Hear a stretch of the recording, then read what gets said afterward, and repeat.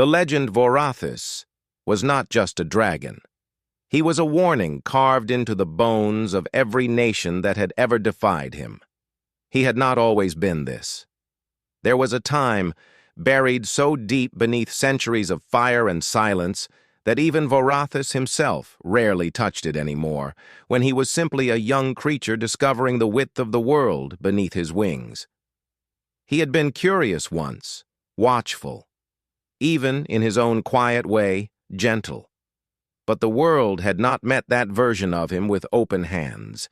It had met him with iron and arrogance, and the particular human certainty that everything large and powerful must eventually be broken or controlled.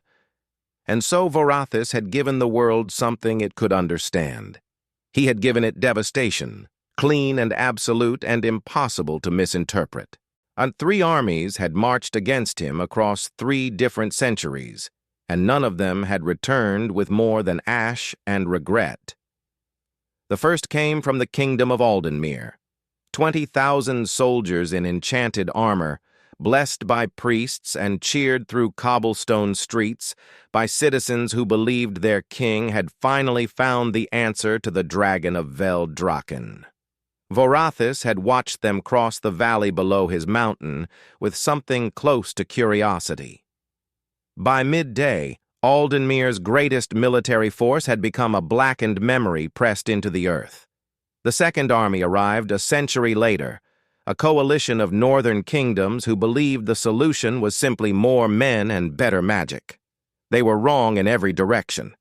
And the third army Vorathis intercepted before they even crossed the mountain range bordering his territory, not out of cruelty, but out of a weariness that had begun to feel like its own kind of sorrow. After the third, the world went quiet. It did not forget him. It did the opposite. It remembered him so thoroughly and so carefully that his name became its own kind of border. Roads bent away from Veldraken, villages emptied. The mountain. He lived at the peak of Veldraken, the Bleeding Mountain, and the mountain itself seemed to have shaped itself around his presence over the centuries, as though even the stone had decided to serve him. The name came from the way the rock face bled color at sunset, deep veins of red iron ore running through the gray stone like open wounds, glowing amber and crimson when the dying light hit them at the right angle. From the valleys below, on certain evenings, the mountain looked as though it was burning from the inside. Travelers who did not know the legend found it beautiful. Travelers who did know the legend did not look at it at all. They kept their eyes on the road and their pace quick and their prayers quiet and practical. And the air near the peak was thin and sharp and carried the permanent smell of scorched stone. Not the fresh, clean smell of a recent fire, but the deep, settled smell of a place that had been burning in one way or another for so long that the fire had become part of its chemistry. Snow fell on the upper reaches of Veldraken every winter and melted faster than it should have, warmed from below by the simple fact of Vorathis existing there, his body heat bleeding into the rock the way his legend bled into the surrounding lands. No human had climbed past its halfway point in over 200 years, not a soldier, not a sorcerer, not a fool. There had been attempts, naturally. Humans were persistent creatures, and glory had a way of making them temporarily stupid. A warrior from the eastern provinces had made it 2/3 of the way up Veldraken 40 years ago, further than anyone in living memory, and had turned back not because Vorathis stopped him, but because the dragon had simply opened one enormous eye and looked at him from the peak above. The warrior had written about the experience afterward. He described the eye as feeling less like being seen and more like being measured for a grave. After that, Akko, the child. On a cold autumn morning, Vorathis descended from his peak and found a 7-year-old girl sitting calmly outside his cave. And for the first time in 200 years, he did not know what to do. He had smelled her before he saw her. Something small and warm and alive, where nothing small and warm and alive was supposed to be. His first instinct had been irritation. His second had been the lazy, practiced assumption that whatever had wandered onto his mountain would see him coming and have the good sense to either flee or collapse in terror, both of which he found equally acceptable.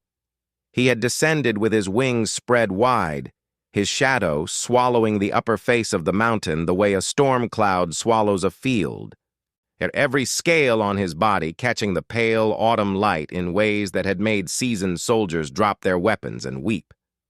The girl looked up and said nothing for a moment.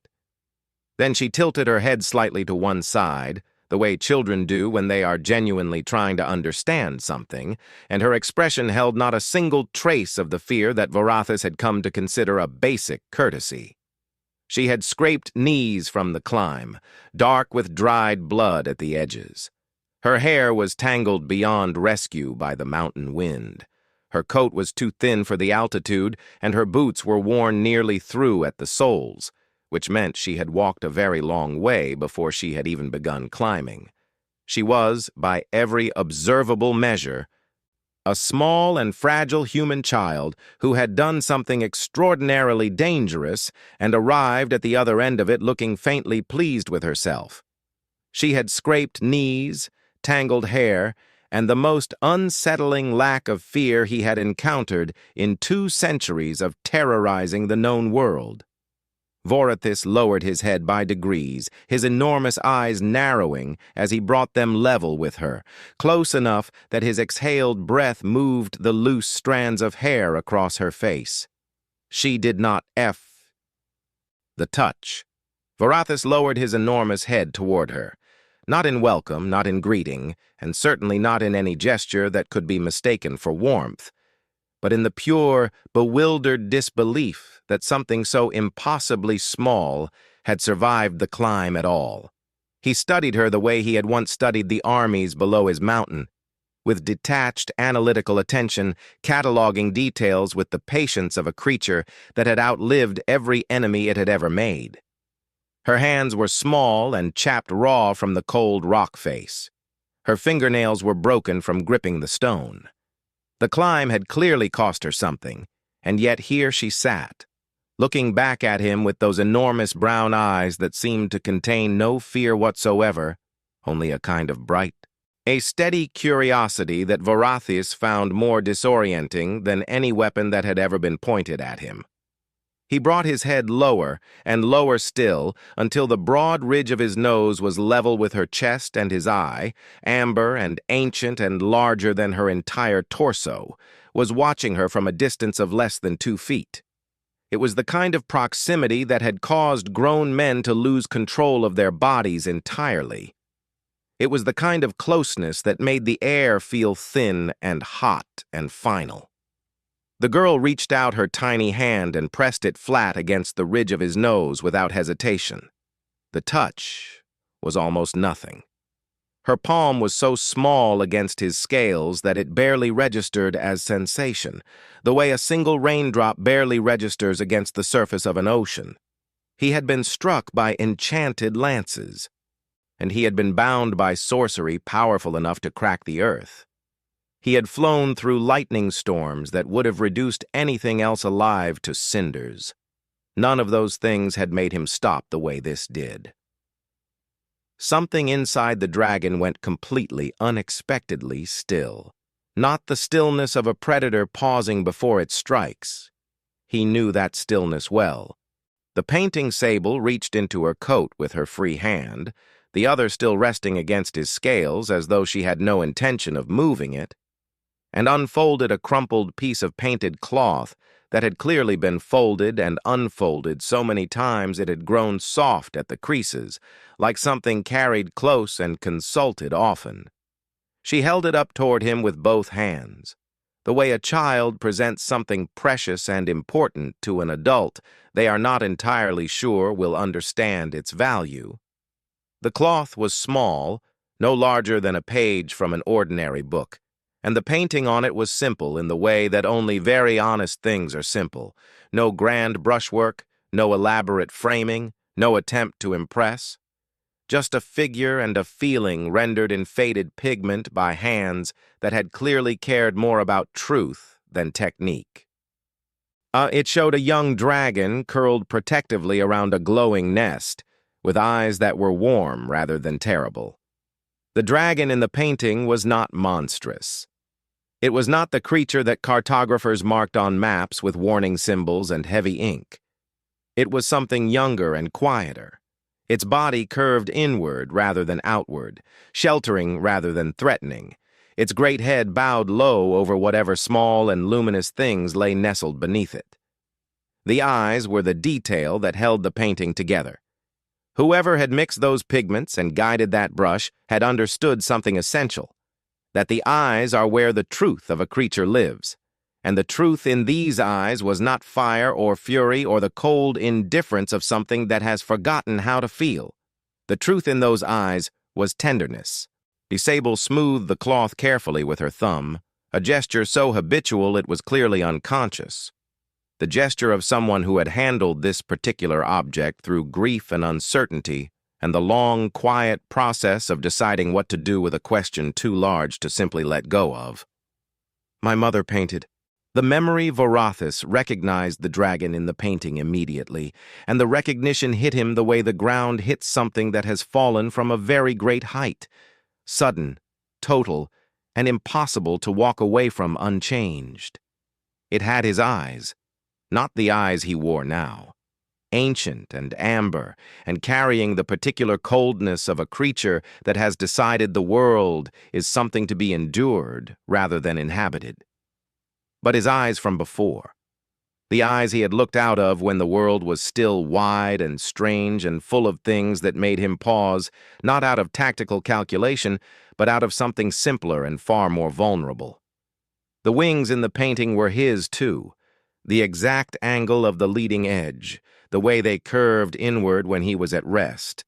And a detail so specific that no one could have painted it without seeing it firsthand, or inheriting the memory of someone who had. He recognized the nest, too. Small creatures he had once shielded without fully understanding why. They had been orphaned things. He could not remember now what species exactly. Something small and warm-blooded that the winter had stripped of its parents and its shelter in a single brutal night. He had found them huddled in a crevice near the base of what would later become his mountain, making sounds that were not quite crying, but were close enough to it that something in him had responded before his mind had a chance to argue. He had curved his body around them without thinking. He had stayed through the night without planning to. He had kept them warm with the ambient heat of his own existence until the season turned and they were strong enough to scatter into the world without him. He had not allowed himself to think about that nest in 160 years. He had buried it deliberately and with great effort, the way someone buries something that hurts too much to keep looking at. Because the nest had taught him something he had not wanted to know about. The story Sable told him about her mother in the same steady, unhurried voice she had used for everything else. As though she had rehearsed this particular telling many times in her head during the long walk and the longer climb, and had decided somewhere along the way that the only approach worth taking was the honest one. Her mother's name had been Marin, and Marin had been the kind of historian that academic institutions find deeply inconvenient. Not interested in the histories that powerful people wanted preserved, but obsessed instead with the ones that had been allowed to crumble. She had spent her career in places that other scholars avoided. Collapsed libraries with unstable ceilings, monastery archives damaged by flood, private collections moldering in the basements of families who had forgotten they owned them. She had a particular instinct for finding things that the world had not intentionally saved, which meant she spent most of her life in places that were actively trying to fall apart around her. She had found accounts of a dragon who, long before the wars, had curled his body around a freezing village each night through a brutal winter and kept every soul inside it alive. The accounts were scattered across 4 different sources: a priest's personal journal, 2 separate village record books from the same valley, and a fragment of a larger historical text whose other sections had not survived. None of them named the dragon. None of them explained his motivation or recorded any communication between him and the villagers he sheltered. They simply noted, Ne with the plain and slightly bewildered precision of people recording something they could not fully explain, that the dragon came each night when the temperature dropped below survival and left each morning before the village fully woke, and that because of this, not a single person in that valley died during what the records described as the coldest winter in living memory. Marin H. The truth. Vorathis remembered that winter the way old wounds remember cold, deeply, and with a kind of ache he had no name for and had never tried particularly hard to find one. It came back to him not as a single memory, but as a collection of sensations, the way very old things are remembered, in fragments and textures rather than clean narrative. The smell of wood smoke rising from the village below on the first night he had paused on the ridge above it. The sound of a child coughing inside one of the small stone houses, thin and persistent against the howling wind. The particular quality of silence that settles over a place where people are cold and frightened and trying very hard to be brave about it. He had been passing through that valley on his way to somewhere he could no longer remember, and he had stopped on the ridge for no reason he could have articulated then or now, and he had looked down at those small fires guttering in the dark, and something in him had simply refused to continue moving. He had not meant to stay the first night. He had simply paused beside their small fires and found himself unable to leave. He had told himself it was curiosity. Then he had told himself it was the cold, which did not bother him but which he found interesting in the way that powerful things sometimes find the struggles of smaller things interesting, not cruelly, but with a kind of detached fascination. By the third night, he had stopped telling himself anything at all and had simply settled into position around the village's eastern edge where the wind came sharpest, and let his body do what his body apparently intended to do, regardless of what his mind thought about it. The villagers knew he was there. He was not subtle. A dragon the size of a building cannot arrange himself around a settlement of 40 houses without being noticed. He heard them talking about it in low, careful voices in the early nights, weighing terror against the undeniable F.A. The armor. He understood now, sitting motionless on the cold stone of his mountain with a child's painting held between them like a mirror, exactly what he had done with the 2 centuries that followed that winter. And the understanding settled over him with the particular weight of a truth that has been known for a long time but never quite looked at directly. He had built a legend of fire and destruction like a wall around himself, and he had built it with extraordinary care and commitment, the way only someone who is deeply afraid builds things, thoroughly, without gaps, and with constant maintenance to ensure nothing softened at the edges. Every army he had destroyed had added another layer. Every kingdom that rerouted its roads around his mountain had mortared another stone into place.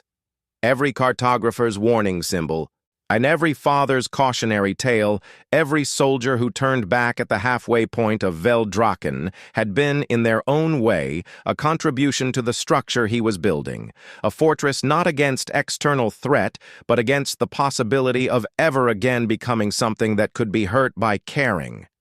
Being feared demanded nothing from him and offered nothing that could be taken away.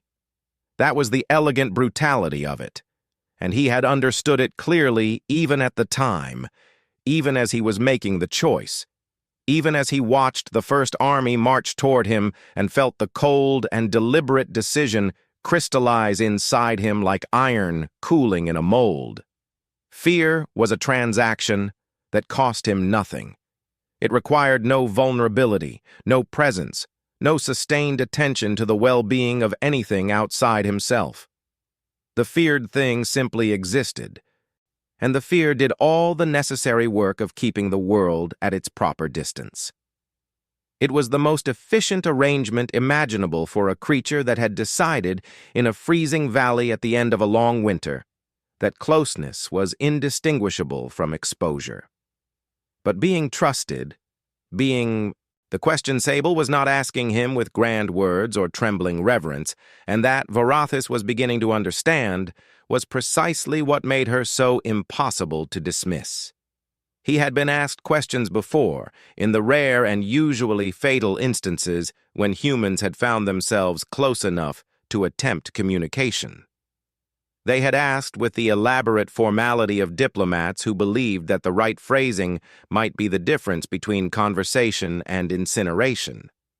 They had asked with the trembling desperation of people who had run out of other options. They had asked with the theatrical bravery of warriors who wanted witnesses to their courage more than they wanted actual answers. Every one of those questions had been wrapped in so many layers of performance and self-preservation that the thing being asked had almost ceased to matter. What mattered was the asking itself, the audacity of it, the spectacle. Sable was not asking like any of them. She was simply sitting beside him, her small hand still resting near his jaw with the casual ease of someone who had decided early in this encounter that touching the deadliest dragon in the world was a reasonable thing to do, and had not revisited that decision since. She was not performing bravery because she did not appear to be aware that bravery was what the situation called for.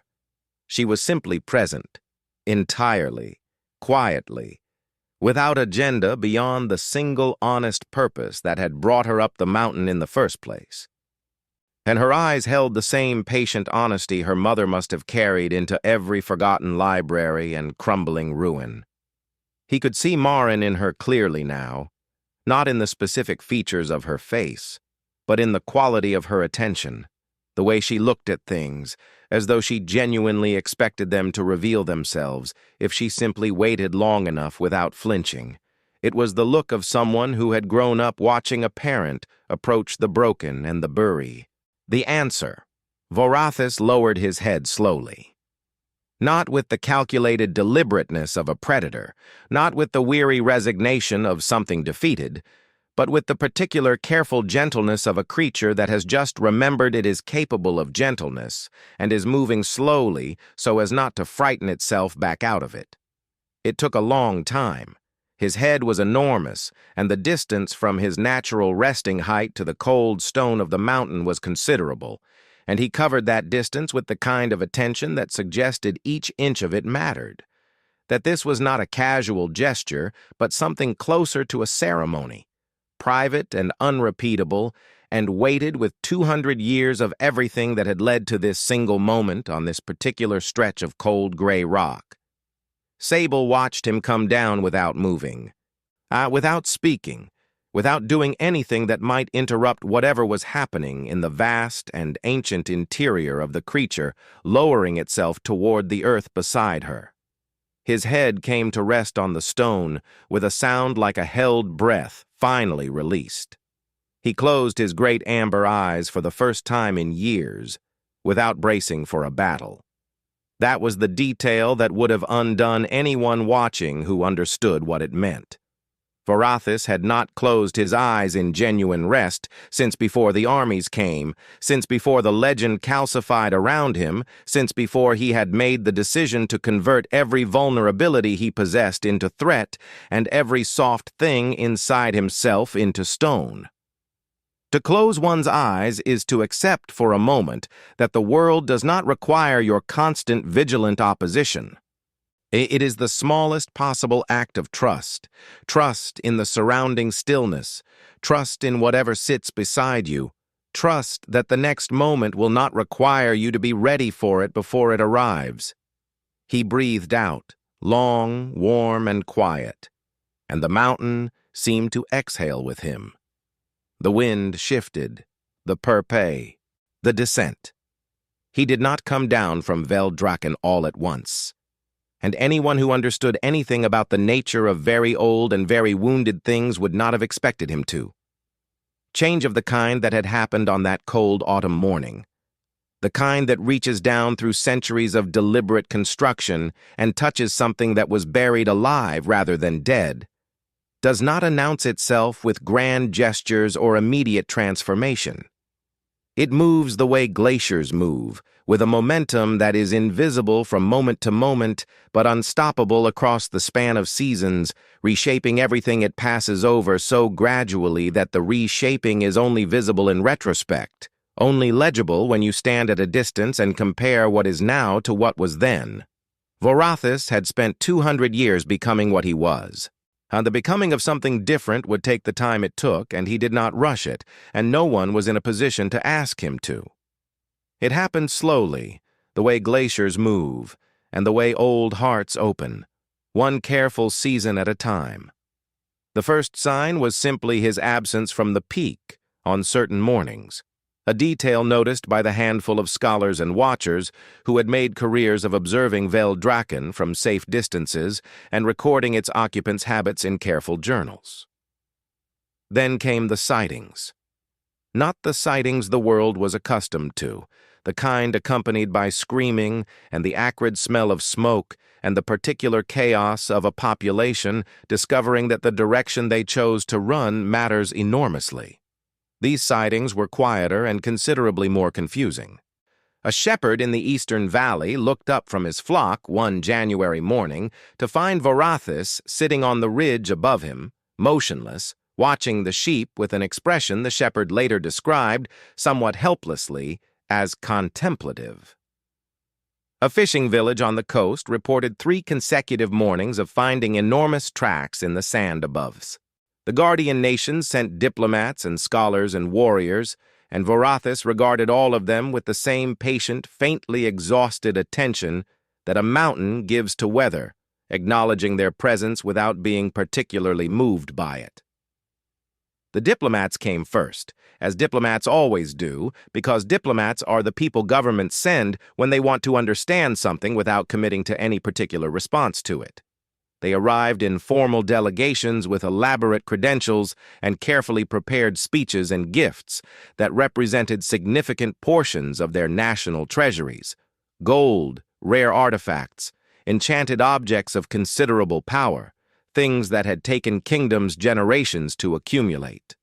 They stood at what they calculated to be a survivable distance and delivered their speeches with the practiced confidence of people who have negotiated difficult things before and believe that sufficient eloquence is a universal solvent.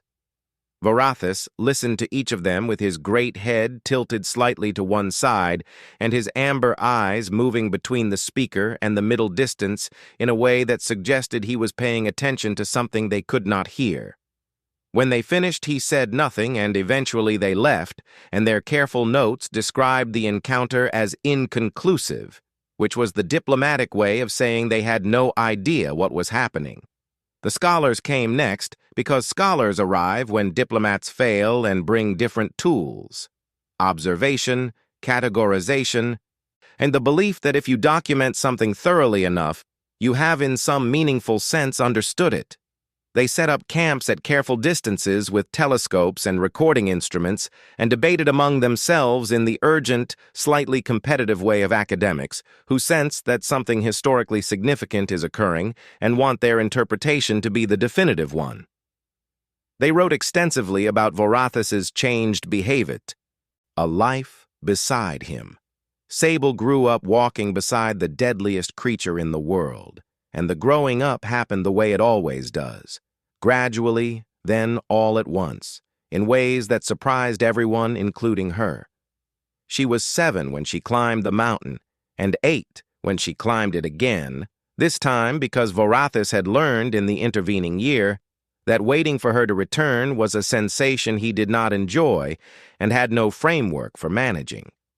By the time she was 10, she had worn a recognizable path into the lower face of Veldraken that local people began calling, with the mixture of bewilderment and affection that had come to characterize the region's relationship with the whole improbable situation, Sable's Road. By 12, she was spending entire seasons on the mountain, her parents having reached the complicated parental conclusion that their daughter was in considerably more danger from ordinary life than she was from the ancient dragon who had taken to watching her sleep from the cave entrance with the focused attention of something that has accepted a responsibility and intends to discharge it completely. She grew up walking beside him, and she grew old doing the same. And not once in all those years did Vorathis make her feel small for being human. This was, to those who observed their partnership from the outside, perhaps the most remarkable thing about it. more remarkable than the fact of it existing at all, more remarkable than the diplomatic implications, more remarkable than the theological debates it continued to generate across 3 generations of scholars. Because Varathis was ancient and enormous and capable of leveling cities, and Sable was a human being with a human being's brief and fragile span of years, and the arithmetic of their difference was vast and undeniable, and something that both of them lived with every day. He had watched civilizations rise and fall in the time before she was born. He would watch Civilizati. The last winter Sable died on a Tuesday in early December, which struck everyone who knew her as exactly the kind of quietly unremarkable timing she would have chosen if given the option. No drama, no spectacle, just a life concluding with the same honest simplicity that had characterized every significant moment within it. She was very old, and she had been very old for long enough that her grandchildren had grown up with oldness as her defining feature, the way children accept whatever they find their grandparents already being. She died in her own bed in the house she had lived in for 50 years, in the valley below Veldraken, where she had settled after deciding at some point in her 30s that she would rather live close to the mountain than spend her life traveling to it. Her children were there, and her grandchildren, and the room was warm, and the last thing she did before she stopped doing things was turn her face toward the window that faced the mountain and smile in a way that the people in the room with her recognized as not entirely meant for them. Varathis knew before any human messenger could have reached him, the way very old and very attuned things sometimes know, not through magic or mysticism, but through the particular silence that falls when something that has been present for a very long time is suddenly, irrevocably absent. He had felt her in the world the way you feel a fire in a room, not always looking at it, not always thinking about it, but always aware of its warmth at the edge of your attention. And then that warmth was gone, and the world was different in a way that had nothing to do with temperature. He came down from his peak that night without being summoned and without announcement, moving through the dark with a quietness that the valley's inhabitants would not have believed possible for something his size if they had not spent decades growing accustomed to his particular combination of enormity and care.